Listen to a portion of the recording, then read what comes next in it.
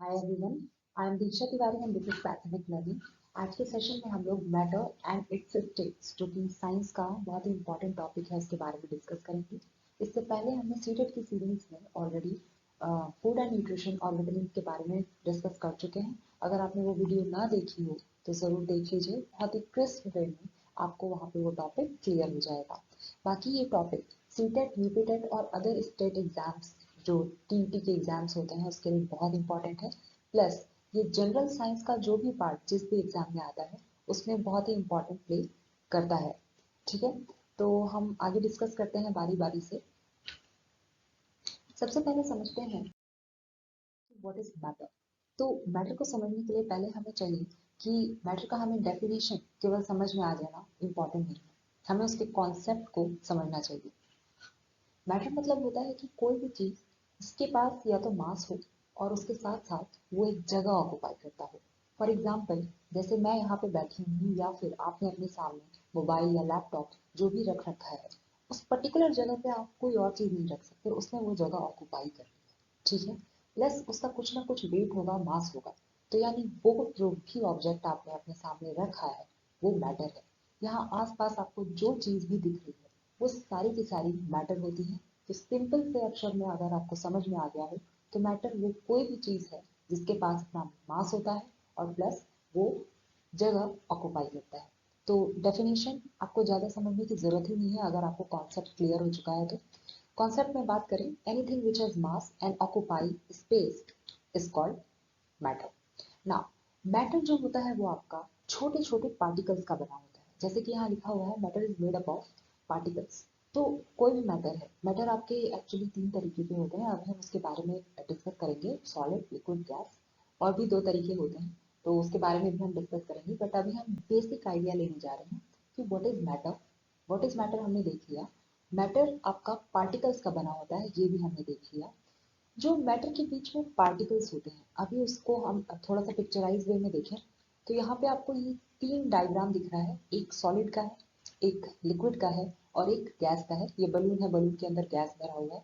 तो actually gas भी आपका मैटर होता है, क्योंकि बलून के अंदर जब हम एयर को फिल करते हैं तो वो भी जगह ऑक्युपाई करता है और उसका भी कोई ना कोई मास होता है। ठीक है, तो यहाँ पे आपको पर्टिकुलरली दिख रहा होगा कुछ पार्टिकल्स रखे हुए हैं। तो एक्चुअली ये आपको केवल फिगर दिखाया गया है अरेंजमेंट देखने के लिए कि पार्टिकल किस तरीके से मैटर के अंदर अरेंज होते हैं। तो अगर मैं सॉलिड की बात करूं तो सॉलिड में ये पार्टिकल्स आपको बड़े ही स्टेबल तरीके से, बहुत ही क्रिस्टल फॉर्म में बहुत पास पास दिख रहे होंगे। यानी कि आप देख सकते हैं कि इनके बीच में जो स्पेसेस है वो बहुत ज़्यादा कम है। इन्हीं स्पेसेस को इंटरमॉलिक्यूलर स्पेस कहा जाता है। ठीक है, now the next thing is कि जितना ये पास रहेंगे इसका मतलब है कि इन दो पार्टिकल्स के बीच में बहुत ज़्यादा बॉन्डिंग है। इन बॉन्डिंग को, ये जो जिस फोर्स से आपस में अट्रैक्टेड फॉर्म में बैठे हुए हैं आसपास, इसको हम फोर्स ऑफ अट्रैक्शन कहते हैं। ठीक है, तो पार्टिकल के दो हमने कैरेक्टरिस्टिक पढ़ी, एक तो इंटरमॉलिक्यूलर स्पेस और एक पढ़ा हमने फोर्स ऑफ अट्रैक्शन। जो सॉलिड में आपका इंटरमॉलिक्यूलर स्पेस है, आप देख सकते हैं कि दो पार्टिकल्स के बीच में कितना कम स्पेस है। वहीं लिक्विड में देखें तो ये स्पेस बढ़ जाता है और गैस में ये स्पेस और ज्यादा हो जाता है। इसका मतलब है पार्टिकल से पार्टिकल का जो अट्रैक्शन है वो गैस में सबसे कम होता है। इसी वजह से ये पार्टिकल्स आपस में बहुत दूर दूर होते हैं। और वही चीज सॉलिड में, ये जो अट्रैक्शन है वो बहुत ज्यादा होता है। दैट्स वाई इंटरमॉलिक्यूलर जो स्पेस है वो बहुत ज्यादा कम होता है। ठीक है, तो यहाँ पे ये एक बेसिक सा कॉन्सेप्ट था about matter and their particle. Now next thing is state of matter. अगर मैं जनरल बात करूं तो हम आज तक पढ़े आ रहे हैं, एनसीईआरटी में भी आपको ये देखने मिल जाएगा, सॉलिड, लिक्विड, गैस, ये तीन तरह के स्टेट्स ऑफ मैटर होते हैं जो हम जनरली पढ़ते हैं। बट इसके अलावा भी दो और मैटर होते हैं जिनके बारे में हम अभी डिस्कस करेंगे। ज़्यादा कुछ नहीं, लेकिन उसका जनरल आइडिया लेना ज़रूरी है, कभी कभी क्वेश्चन उससे भी बन जाते हैं। तो फर्स्ट थिंग है सॉलिड, लिक्विड और गैस। तो सबसे पहले हम देख लें कि बेसिक सी हम अलग अलग प्रॉपर्टीज के आधार पर इसको कैसे डिवाइड कर सकते हैं। सबसे पहले मैं अगर शेप की बात करूँ तो शेप में आप देख सकते हो यहाँ पे कि सॉलिड का जो शेप होता है वो फिक्स होता है। फॉर एग्जाम्पल, अगर आपके पास कोई बॉल है या फिर आपका फ्रिज है या आपके टाइल्स या एनीथिंग, आपका बॉक्स, आपका पेन, ये सारी चीजें सॉलिड होती है। और सॉलिड का जो शेप होता है वो हमेशा हमेशा फिक्स होता है, वो चेंज होता नहीं रहता। लिक्विड जैसे कि वाटर है, मैंने बॉटल में डाला तो वो बॉटल की शेप का बन जाएगा, मैंने ग्लास में डाला तो वो ग्लास का शेप ले लेगा। यानी इसका कोई फिक्स शेप नहीं है, ये शेप लेता है एक कंटेनर का जिसमें भी उसको मैंने फिल कर रखा है। गैस का भी जो शेप होता है वो कंटेनर का शेप ले लेता है। ठीक है, सिलेंडर में है तो सिलेंडर की पूरे वॉल पे वो प्रेशर एक्सर्ट करने लगेगा। तो शेप के आधार पे हम कह सकते हैं कि सॉलिड का जो शेप होता है वो फिक्स होता है। नेक्स्ट थिंग है वॉल्यूम। वॉल्यूम के आधार पे मैं मानूं तो आपका सॉलिड का जो वॉल्यूम होता है वो फिक्स है। जो आपका लिक्विड है उसका भी वॉल्यूम चेंज नहीं होता। बट गैस का जो वॉल्यूम है वो कोई डेफिनेट वॉल्यूम नहीं होता, वो जिस कंटेनर में डालते हैं वो उसके वॉल तक फैल जाता है, उसका कोई वॉल्यूम फिक्स नहीं होता है, डेफिनेट नहीं होता है। Next thing is rigidity. अब रिजिडिटी मतलब कि कितना वो रिजिड है, मतलब फ्लेक्सिबिलिटी उसमें बिल्कुल नहीं। हमें पता है गैस हमने भर रखा है किसी बलून में तो उसको हम आराम से फ्लेक्सिबली उसको मूव कर सकते हैं, बिकॉज इसके बीच में स्पेसेस बहुत ज़्यादा है पार्टिकल्स के बीच में। बट वहीं अगर मैं देखूँ सॉलिड, एक बॉक्स उठाया, वो बहुत ज़्यादा फ्लेक्सिबल नहीं होता, बहुत ज़्यादा रिजिड होता है, क्योंकि उसके पार्टिकल्स आपस में फोर्स ऑफ अट्रैक्शन के थ्रू जुड़े हुए हैं। लिक्विड इन दोनों के बीच का होता है, मॉडरेट होता है, लेस रिजिड होता है। ठीक है। कंप्रेसिबिलिटी, उसको कितना कंप्रेस किया जा सकता है, कितना प्रेस करके उसको कंप्रेस कर सकते हैं हम। ठीक है, तो वही हम रिजिडिटी पे ही बात आ गई। अब सॉलिड जो है वो आपका इतना रिजिड होता है कि हम उसे कंप्रेस नहीं कर सकते, लगभग ना के बराबर रिजिड कंप्रेसिबिलिटी होती है उसमें। नेक्स्ट अगर मैं लिक्विड की बात करूँ तो ये भी थोड़ा बहुत नेग्लिजिबल ही माना जाएगा। बट गैस को जो है बहुत ज़्यादा कंप्रेस करके हम सिलेंडर में फिल कर सकते हैं। ठीक है, तो हाईली कंप्रेसिबल होता है। नेक्स्ट है आपका डिफ्यूजन। अब डिफ्यूजन होता है एक दूसरे में मिक्स। ठीक है, तो डायरेक्ट मिक्सिंग जो होती है, तो सॉलिड सॉलिड आपस में अगर पास पास में रख दें तो वो आपस में मिक्स नहीं होता है। जैसे एक ही बॉक्स में मैंने दो ऑब्जेक्ट रख लिए तो वो आपस में मिक्स नहीं होने लगेंगे, डिफ्यूजन की वजह से वो अलग अलग सेपरेटली ही रहेंगे वहाँ पे। जो आपका लिक्विड होता है वो आपका डिफ्यूज करता है सॉलिड से थोड़ा सा ज़्यादा, दो लिक्विड को साथ में रखा तो आपस में मिक्स होंगे। अब वो डिपेंड करता है कि वो आपस में एक दूसरे के डाइल्यूट हो रहे हैं कि नहीं, डिजोल्व हो रहे हैं कि नहीं, वो अदर थिंग है। लेकिन वो सॉलिड से ज़्यादा डिफ्यूज करता है। और जो आपका गैस होता है वो बहुत तेजी से डिफ्यूज करता है। दो गैस को आपस में रखा, वो आपस में बहुत जल्दी मिंगल कर जाएंगे, बहुत जल्दी मिक्स हो जाएंगे। ठीक है। Now next thing is kinetic energy, this very important topic. Kinetic energy जो होता है वो आपका बेसिकली डिपेंड करता है मूवमेंट पर। जहाँ पे भी काइनेटिक एनर्जी की बात है वहाँ आप लेके चलो कि हम पार्टिकल के मूवमेंट की बात कर रहे हैं। जितना तेजी से पार्टिकल मूव कर रहा है यानी उतना ज़्यादा इसका काइनेटिक एनर्जी है। तो हमें मालूम है कि सॉलिड के पार्टिकल तो एक जगह बैठे हुए हैं बहुत ही स्टेबल तरीके से, उनका फोर्स ऑफ अट्रैक्शन बहुत ज़्यादा है, रिजिड है बहुत ज़्यादा वो आपस में, तो वो तो जल्दी हिलेंगे नहीं, तो उनका काइनेटिक एनर्जी बहुत ज़्यादा लो होता है। ठीक है, वाइब्रेट करते हैं वो एक जगह पे। नेक्स्ट लिक्विड जो है वो थोड़ा इंटरमीडिएट होता है, बट गैस का काइनेटिक एनर्जी बहुत ज़्यादा होता है, हमें मालूम है। ठीक है, तो काइनेटिक एनर्जी मूवमेंट जो पार्टिकल्स के होते हैं वो गैस में ज़्यादा है, बिकॉज उनमें इंटरमॉलिक्यूलर जो फोर्स है वो बहुत ज़्यादा कम होता है। नाउ नेक्स्ट थिंग इज जो दो अदर पार्टिकल्स हैं, दो अदर मैटर्स हैं, एक प्लाज्मा और एक बोस-आइंस्टीन कंडेंसेट। इनके बारे में ज़्यादा बताया नहीं जाता, बट हाँ इसके बारे में हमें जनरल नॉलेज होनी चाहिए। कभी कभी क्वेश्चन इससे भी पूछ सकते हैं कि इसमें कौन सा मैटर पाया जाता है। तो मैटर का जो फोर्थ टाइप है वो है आपका प्लाज्मा।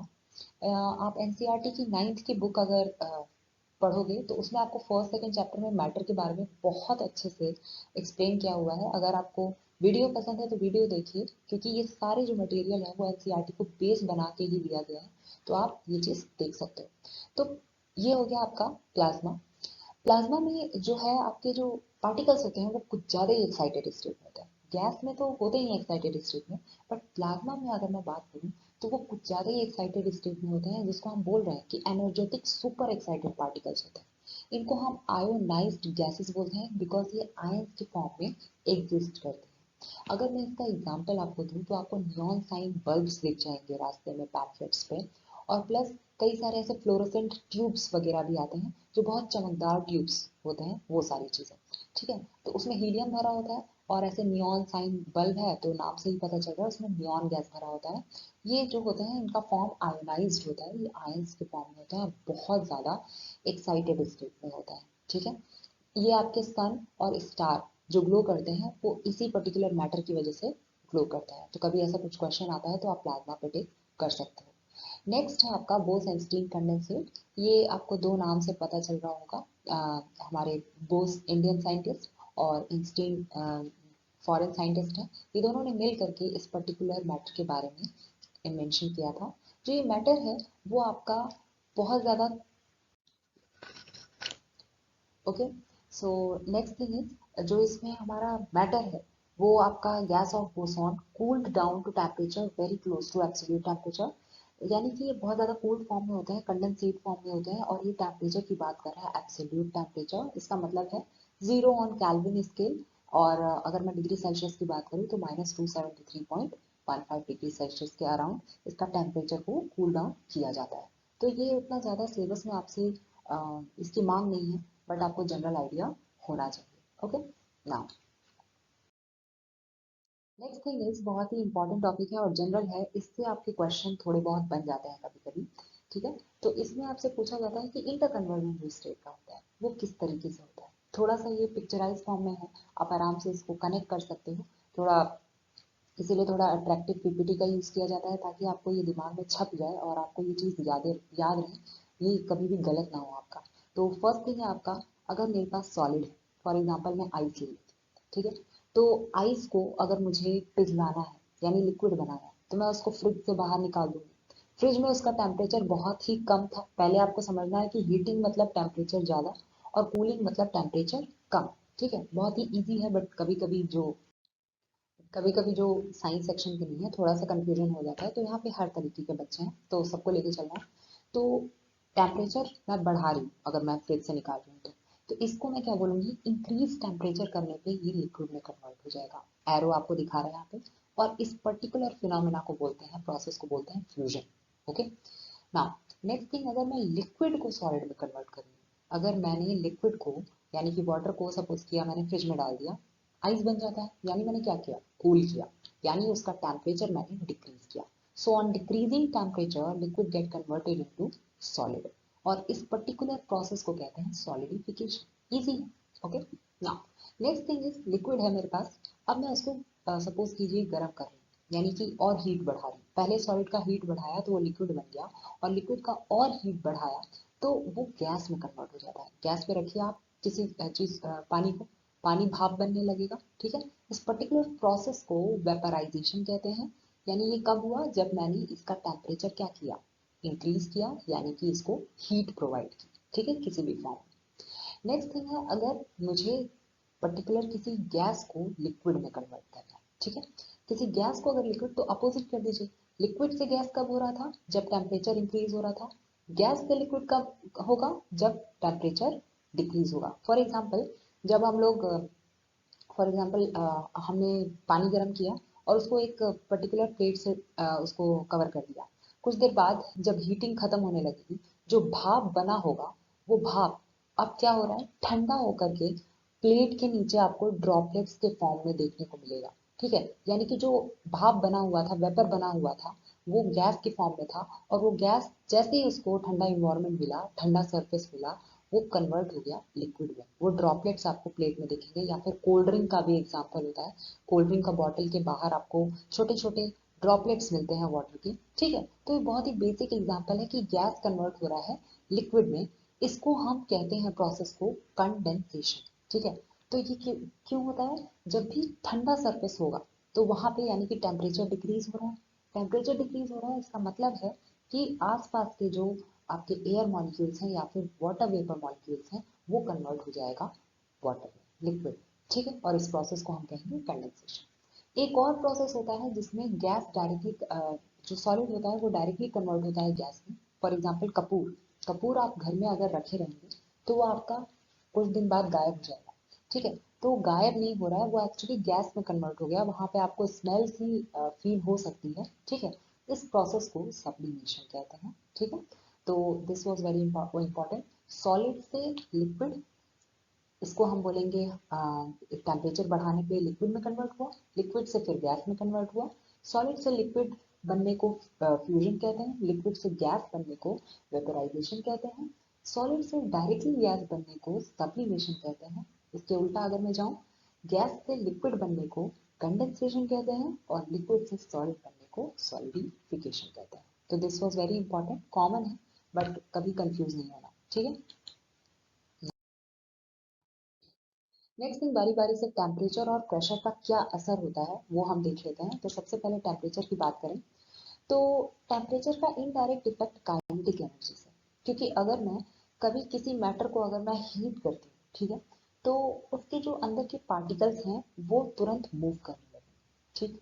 और मैंने कहा था मूवमेंट का डायरेक्टली आपका रिलेशन होता है काइनेटिक एनर्जी से, ठीक। तो जैसे ही हमें मालूम है कि जो हमारे पास गैस है उसके मॉलिक्यूल्स तो ऑलरेडी बहुत दूर दूर है, जैसे ही मैं उसको थोड़ा सा भी हीट दूंगी, ठीक है, हीट देने से उसकी मूवमेंट बहुत तेज हो जाएगी और वो बहुत तेजी से इधर उधर मूव करने लगेगा। वहीं पे सॉलिड के पार्टिकल्स बहुत ज्यादा पास पास में बैठे हुए हैं, उनको हीट देंगे तो मूवमेंट उनमें कम होगा। यानी काइनेटिक एनर्जी ज्यादा किसमें है हीट करने पे, गैस में, जिसके मॉलिक्यूल ऑलरेडी बहुत ही फ्री स्टेट में है सॉलिड के मुकाबले, ठीक है, और लिक्विड का इन दोनों के थोड़ा बीच में होता है। तो एक जनरल सी बात है, with increase in temperature kinetic energy of the particle of the matter increases. जब मैं किसी को काइनेटिक एनर्जी टेम्परेचर में बढ़ाऊंगी, हीट दूंगी, तो उसके मॉलिक्यूल आपस में क्या होने लगेंगे, मूव करने लगेंगे इधर उधर, और मूवमेंट मतलब काइनेटिक एनर्जी। तो अगर मूव कर रहे हैं तो यानी काइनेटिक एनर्जी भी बढ़ गया, ठीक है। तो डायरेक्ट है कि kinetic energy is directly proportional to your increasing temperature. Energy overcome the force of attraction, जो पार्टिकल के बीच का फोर्स ऑफ अट्रैक्शन है वो टूट जाएगा और पार्टिकल फ्रीली मूव करने लगेंगे, ठीक है।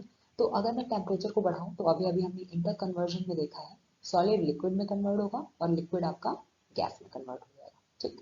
Now next thing is melting point. Melting point आपको पता होना चाहिए क्या होता है। अभी जब हम इंटर कन्वर्जन पढ़ रहे थे तो सॉलिड कन्वर्ट हो रहा था लिक्विड में, एक पर्टिकुलर टेम्परेचर पे ही आइस जो है वो लिक्विड में कन्वर्ट होगा, ठीक है। तो वो पर्टिकुलर टेम्परेचर जिस टेम्परेचर पे सॉलिड मेल्ट कर जाए, पिघल जाए, ठीक है, पर्टिकुलर एटमॉस्फेरिक प्रेशर पे, वो टेम्परेचर कहलाता है आपका मेल्टिंग पॉइंट। जैसे आइस के केस में 0 डिग्री सेल्सियस होता है, ठीक है, आपको पता होगा। Next thing is latent heat of fusion. ये थोड़ा सा इंपॉर्टेंट टॉपिक है, latent heat of fusion, latent heat of vaporisation.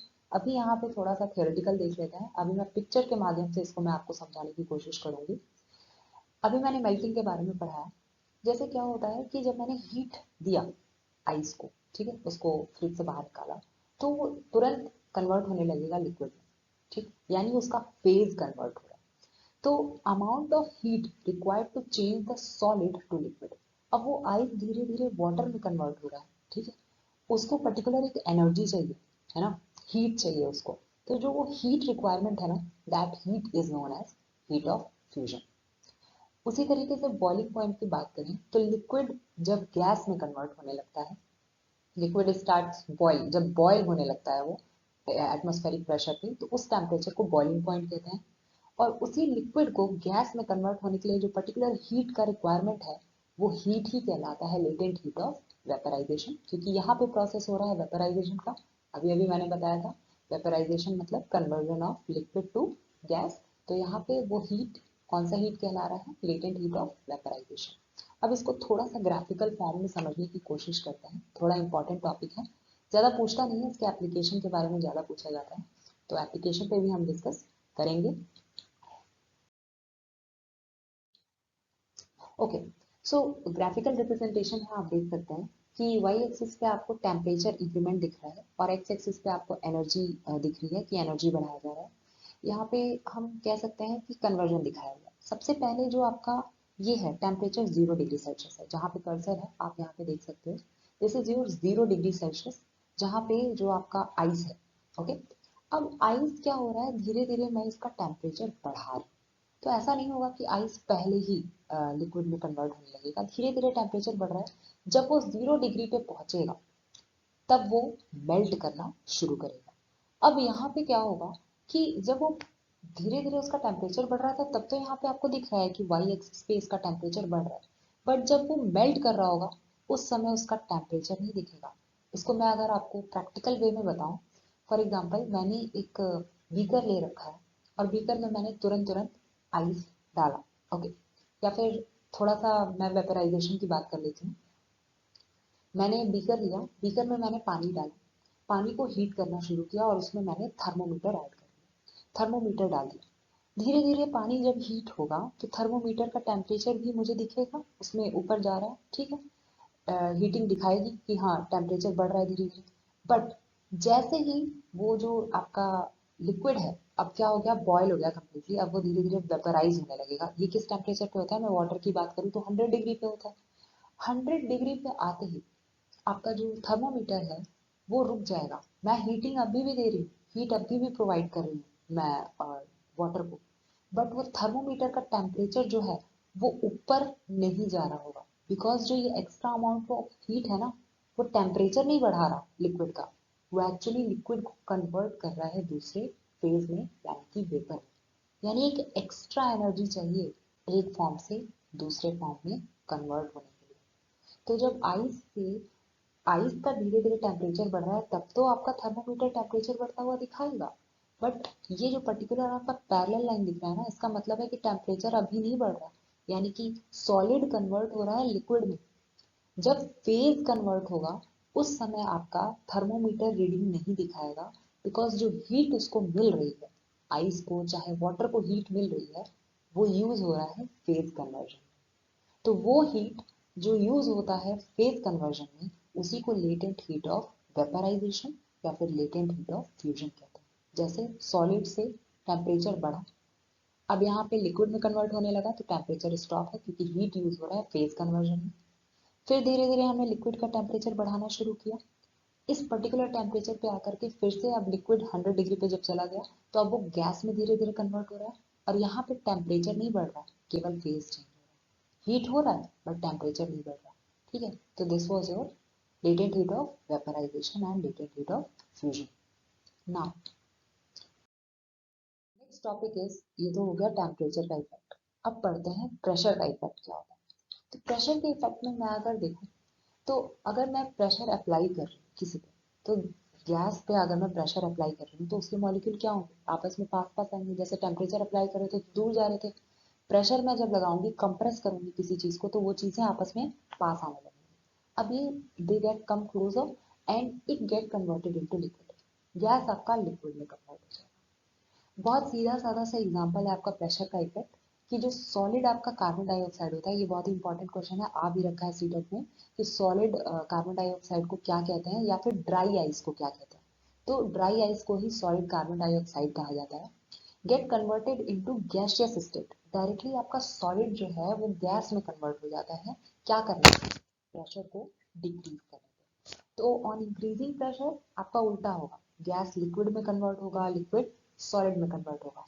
और ऑन डिक्रीजिंग प्रेशर, यानी प्रेशर को डिक्रीज कर दिया, मॉलिक्यूल अब दूर दूर जाएंगे, तो जो सॉलिड था वो लिक्विड, और लिक्विड से गैस में कन्वर्ट हो जाएगा, जस्ट अपोजिट ऑफ टेम्परेचर। ठीक है, तो ये बेसिक एप्लीकेशन था। नेक्स्ट है आपका क्लासिफिकेशन ऑफ मैटर, बस बट उससे पहले हम लोग एक बार देख लेते हैं जो हमारा पर्टिकुलरली, इससे पहले हम थोड़ा सा डिस्कस कर लेते हैं जो application of latent heat of vaporisation था। जो पॉट होता है आपका, पॉट में पानी जो हम रखते हैं ताकि ठंडा रहे, सुराही वगैरह लोग घर पे लेके आते हैं, मटके वगैरह में पानी रखते हैं। क्यों उसमें पानी ठंडा रहता है, नॉर्मल हम लोग ग्लास में रखते हैं तो पानी नहीं ठंडा रहता, उसमें ऐसा क्या है, उसके एक्चुअली पोर्स होते हैं। और वहाँ पे क्या होता है कि इन्वायरमेंट में जो पानी का जो एक्चुअली एक्स्ट्रा जो हीट है, वो धीरे धीरे क्या होता है, आप देखोगे उसके पोर्स होता है, थोड़ा बहुत वाटर क्या होता है, वेपराइज हो जाता है पॉट से। ठीक है, वेपराइज होने के बाद क्या होता है कि जो एक्स्ट्रा लेटेंट हीट है ना वाटर का, वाटर में से ही उसने हीट लिया, मैंने कहा था फेज कन्वर्जन में उसको हीट की जरूरत होगी। तो जो वाटर का हीट है, छिपा हुआ हीट था, लेटेंट मतलब होता है छिपा हुआ, हिडन हीट, उस हीट को लेकर के वो थोड़ा बहुत जो वाटर है वो वेपराइज हो गया। ओके, तो थोड़ा सा पानी वेपराइज हो गया एक्स्ट्रा हीट लेकर के, इसलिए जो रिमेनिंग वाटर है वो आपका ठंडा रहेगा, क्योंकि उसमें से वो लेटेंट हीट क्या हो गया, चला गया। ठीक है, ऐसे ही आपकी स्वेटिंग जब होती है और अचानक से जब हवा चलती है तो आपको थोड़ा सा ठंडक कूलिंग सा महसूस होता है, ये भी आपका लेटेंट हीट ऑफ वेपराइजेशन का एप्लीकेशन है। कैसे, आपके बॉडी का जो हीट है वो पर्टिकुलरली जो स्वेट आपके हो रखा है, आपके स्किन पर स्वेट है, वो स्वेट जब विंड के विंड फैक्टर है, विंड की वजह से या सनलाइट की वजह से वेपराइज करता है, ठीक है, वेपर फॉर्म में जाता है, तो वो जो एक्स्ट्रा हीट आपकी बॉडी का है ना, वो थोड़ा सा लेकर के वेपराइज हो जाता है, उसी लेटेंट हीट को लेकर के वो वेपराइज हो जाता है। ठीक है, तो दैट वाज द कॉन्सेप्ट कि इसका एप्लीकेशन यहाँ होता है। नाउ यहाँ पे हम अभी पढ़ते हैं classification of matter. Classification of matter की मैं बात करूँ तो यहाँ पे आपका प्योर सब्सटेंस और मिक्सचर आता है। इस सेशन में हम लोग अभी केवल मिक्सचर की बात करेंगे, क्योंकि प्योर सब्सटेंस अपने में ही बहुत बड़ा टॉपिक है और इसको हम बहुत एक वीडियो में इसको अलग से अच्छे से समझ लेंगे, जो क्वेश्चंस आते हैं उसको डिस्कस कर लेंगे। बेसिकली पढ़ने का कोई इसमें ज़्यादा फायदा नहीं है, क्योंकि बहुत जनरल सी चीज़ें हैं। प्योर सब्सटेंस में आपके एलिमेंट हो गया, ओके, और फिर हो गया कंपाउंड। एलिमेंट और कंपाउंड में डिफरेंस क्या होता है? प्योर सब्सटेंस है। प्योर सब्सटेंस मतलब हो गया जिसमें कोई भी क्वांटिटी जो है वो एक बराबर मात्रा में है, वो कोई भी प्रपोर्शन उसका एकदम सेम है, कुछ भी चीज़ें अलग नहीं है। ठीक है, इसके सारे मॉलिक्यूल जो हैं वो बहुत ज़्यादा आइडेंटिकल स्ट्रक्चर में है, आपको अलग थलग नहीं दिख रहा है। तो प्योर सब्सटेंस में एलिमेंट और कंपाउंड आता है। एलिमेंट आपको पता है, जैसे आयरन हो गया या फिर कॉपर हो गया, गोल्ड हो गया, सिल्वर हो गया, जो हम पहनते हैं सब ऑर्नामेंट्स में यूज होता है, या फिर डेली कामकाज में आप देखते हो, तो ये एलिमेंट्स होते हैं। इसके हर एक पार्टिकल्स बहुत ही आइडेंटिकल होते हैं, प्योरेस्ट फॉर्म में होते हैं। अब कंपाउंड को कभी काफी बार बच्चे कंफ्यूज कर जाते हैं मिक्सचर से। तो कंपाउंड इज नॉट मिक्सचर, क्योंकि अगर मैं बात करूं किसी मिक्सचर की, फॉर एग्जांपल लेमोनेड की, लेमोनेड में आप कभी ज्यादा चीनी या कम नींबू डाल सकते हो। ठीक है, या फिर 2 ड्रॉप आपने नींबू डाला और कम चीनी डाल दिया, तो ये अमाउंट फिक्स नहीं होता, पर्सन टू पर्सन वेरी करता है। बट इन कंपाउंड, जो 2 एलिमेंट या 3 एलिमेंट से मिल करके वो कंपाउंड बना होगा, वो एक फिक्स प्रपोर्शन में होगा, उसका रेशियो हमेशा फिक्स होगा। फॉर एग्जाम्पल अगर मैं वाटर की बात करूँ, तो ऐसा नहीं होगा कि वाटर बनाने के लिए मैंने कभी 3 हाइड्रोजन ले लिए और 2 मॉलिक्यूल ऑफ ऑक्सीजन ले लिए, नहीं। हमें हमेशा हाइड्रोजन के 2 मॉलिक्यूल और ऑक्सीजन का 1 मॉलिक्यूल चाहिए ही है वाटर बनाने के लिए। तो ये फिक्स प्रोपोर्शन होता है इनका, इसलिए ये प्योरेस्ट फॉर्म में होते हैं। इसमें हम अगर बात करें तो एलिमेंट में मेटल, नॉन मेटल और मेटेलॉइड आ जाते हैं, इसके बारे में हम आगे डिस्कस करेंगे। अभी आज का टॉपिक है हमारा मिक्सचर में homogeneous and heterogeneous. Homogeneous mixture और हेट्रोजेनस मिक्सचर में भी काफी डिफरेंस होता है। होमोजेनस में आपका ये हो गया कि मैंने इस तरीके से कोई सोल्यूशन बनाया हो जिसके आप डिफ्रेंशिएट नहीं कर पा रहे, ऊपर से नीचे आपको हर जगह वो बहुत ही यूनिफॉर्मिटी दिख रही है आपको। बट हेट्रोजेनस में आप कई सारी लेयरिंग देख सकते हो, आपके मॉलिक्यूल्स अलग दिख रहे हैं, अलग अलग चीज़ों के जो आपने मिक्स किया है, मिक्सचर बनाया है, वो मॉलिक्यूल्स बहुत ही डिफ्रेंशिएटेड फॉर्म में आपको दिख रहे हैं, वो होता है हेट्रोजेनस। ओके, सो यहाँ पे हम पहले देख लें प्योर सब्सटेंस का। तो प्योर सब्सटेंस में मैंने जैसे आपको बताया कि chemical substance that has fixed chemical composition, ये चेंज नहीं होते, कंपोजिशन इनका एकदम फिक्स रहता है। तो एलिमेंट हो गए, एलिमेंट में आपके मेटल, नॉन मेटल और मेटेलॉइड हो गए, और कंपाउंड में भी 2 चीज़ों का ये एक और से मिक्स किया जाता है, 2 एलिमेंट या 3 एलिमेंट को, और ये फिक्स प्रोपोर्शन में होते हैं, इसलिए इसको कभी भी मिक्सचर से आप कंफ्यूज मत करना। नेक्स्ट थिंग है मिक्सचर, इसको हम डिटेल में डिस्कस करते हैं। एक होमोजेनस और एक हेट्रोजेनस। मैंने अभी अभी आपको बताया कि ये पूरे बहुत ही यूनिफॉर्म स्ट्रक्चर दिखते हैं इनका पूरा, और हेट्रोजेनस थोड़े नॉन यूनिफॉर्म हो जाते हैं उनके कंपोजिशन में, क्योंकि उनके मॉलिक्यूल्स अलग अलग हमें दिखते हैं कि 2 चीज मिलाई हुई है। नेक्स्ट है same property as its component. ठीक है, इसमें है प्रॉपर्टी डिफरेंट हो जाता है। यहाँ पे आपका true solution, for example sugar solution हो गया, सॉल्ट सोल्यूशन हो गया, ये सारे आपके एग्जाम्पल हो जाते हैं होमोजेनस मिक्सचर। नाउ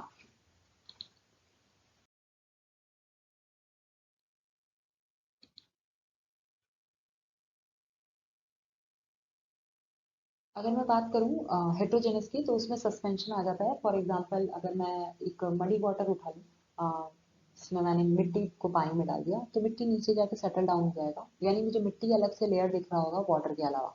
ठीक है, तो कंपोजिशन क्या है? Non uniform. तो ये हाइड्रोजेनस का एग्जाम्पल हो गया।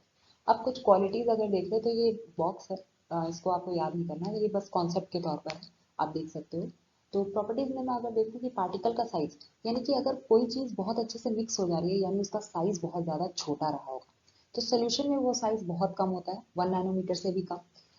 एक कोलॉइड होता है, अभी हम कोलॉइड के बारे में बहुत अच्छे से पढ़ेंगे। ये आपका इसी में एग्जाम्पल है मिक्सचर में, सोल्यूशन, कोलॉइड और सस्पेंशन। सस्पेंशन के जो मॉलिक्यूल होते हैं उनकी साइज बड़ी होती है, दैट्स वाई वो अलग से डिफ्रेंशिएटेड फॉर्म में हमें दिखते हैं। अपीयरेंस आपका सोल्यूशन का बहुत क्लियर होता है, आर पार देख सकते हो, ट्रांसपेरेंट होता है।